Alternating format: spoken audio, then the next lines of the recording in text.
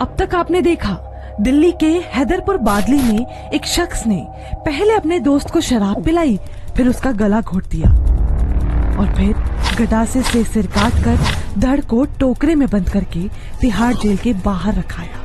उसने खुद ही पुलिस को इसकी जानकारी भी दी। पुलिस को तिहाड़ जेल के गेट नंबर 3 के पास टोकरे में एक बोरी के अंदर सिर कटी लाश और खून से लथपथ चिट्ठी मिली। चिट्ठी में पुलिस को खुला चैलेंज था, अगर पकड़ सकते हो तो पकड़ कर दिखाओ।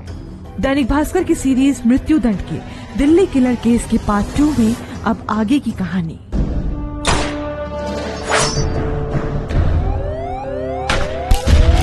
पच्चीस अप्रैल 2007 सुबह 8 बजे हरिनगर थाने में फोन की घंटी बजी। सामने से आवाज आई, पहली डेड बॉडी का तो कुछ नहीं कर पाए, उसके हाथ पर तो नाम भी लिखा है। इस बार कोई सबूत नहीं छोड़ा, एक और तोहफा भेजा है गेट नंबर 3 पर। अब पकड़ कर दिखाओ, देखता हूँ कितने मर्द हो तुम दिल्ली पुलिस वाले।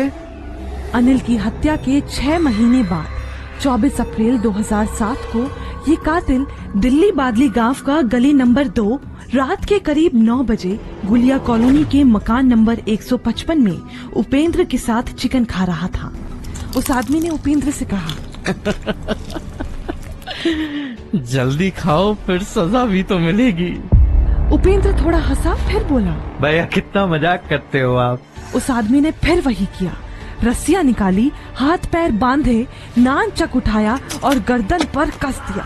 उपेंद्र का शरीर ठंडा पड़ गया। इस बार उसने दराती उठाई और उपेंद्र का सिर धड़ से अलग कर दिया। इसके बाद एक एक कर दोनों हाथ और पैर काट दिए। अब लाश 6 टुकड़ों में थी। कातिल ने उपेंद्र के हर अंग को कपड़े, प्लास्टिक और अखबार में लपेट दिया।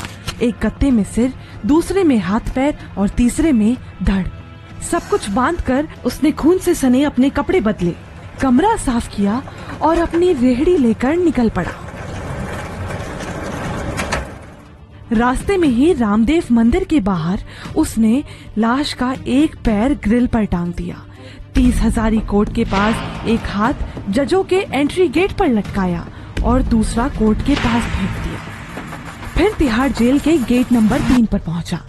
उसने वो लाश वाला गत्ता एटीएम के पास में रख दिया और फिर गाजियाबाद की ओर बढ़ गया।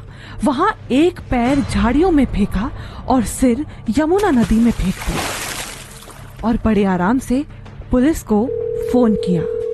अब एसएचओ होशियार सिंह गुस्से से भड़क उठे थे, अगर तुम मिला ना तो खाल उधेड़ दूंगा।